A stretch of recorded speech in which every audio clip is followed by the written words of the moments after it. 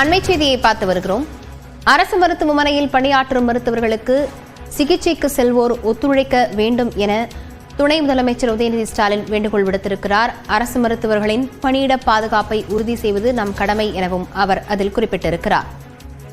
இரவு பகல் பாராது மக்களை காக்கும் பணியில் உள்ள அரசு மருத்துவர்களுக்கு திமுக அரசு பாதுகாப்பு அரணாக திகழும் எனவும் துணை முதலமைச்சர் உதயநிதி ஸ்டாலின் குறிப்பிட்டிருக்கிறார். இதுபோன்ற சம்பவங்கள் இனியும் தொடராதிருக்க அனைத்து நடவடிக்கைகளும் மேற்கொள்ளப்படும் எனவும் உறுதியளித்திருக்கிறார். மருத்துவர் மீது கொடூர முறையில் தாக்குதல் நடத்திய சம்பவத்தை வன்மையாக கண்டிப்பதாகவும் அதில் அவர் குறிப்பிட்டிருக்கிறார். அரசு மருத்துவமனையில் பணியாற்றும் மருத்துவர்களுக்கு சிகிச்சைக்கு செல்வோர் ஒத்துழைக்க வேண்டும் என துணை முதலமைச்சர் உதயநிதி ஸ்டாலின் வலியுறுத்தியிருக்கிறார். அரசு மருத்துவர்களின் பணியிட பாதுகாப்பை உறுதி செய்வது நம் கடமை எனவும் அதில் அவர் குறிப்பிட்டிருக்கிறார்.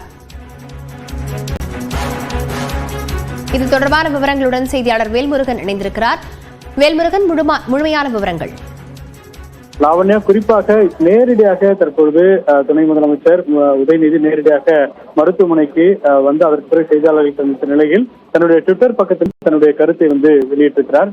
குறிப்பாக அரசு மருத்துவர்கள் மீதான தாக்குதல்களை ஒருபோதும் ஏற்க முடியாது என்ற ஒரு தகவலை தற்போது அந்த கண்டனத்தை பதிவு செய்திருக்கிறார். குறிப்பாக சென்னை கிண்டியில் உள்ள கலைஞர் நூற்றாண்டு உயர் சிறப்பு மருத்துவமனையில் பணியில் இருந்தபோது புற்றுநோய் பிரிவு மருத்துவர் திரு பாலாஜி அவர்கள் மீது அங்கு சிகிச்சையில் இருந்த ஒருவரின் குடும்பத்தைச் சேர்ந்த நபர் ஒரு கொடூரமான முறையில் தாக்குதல் சம்பவத்தை நடத்தியது வன்மையாக கண்டனத்தை தெரிவிப்பதாக தெரிவித்திருக்கிறார். குறிப்பாக இது பற்றி தகவல் இருந்ததும் உடனடியாக முதலமைச்சருடைய உத்தரவின் பேரில் நேரடியாக நான் அந்த பகுதிக்கு சென்று மருத்துவரிடம் இது தொடர்பான விவரங்களை கேட்டறிந்தேன் என்றும் தெரிவித்திருக்கிறார்.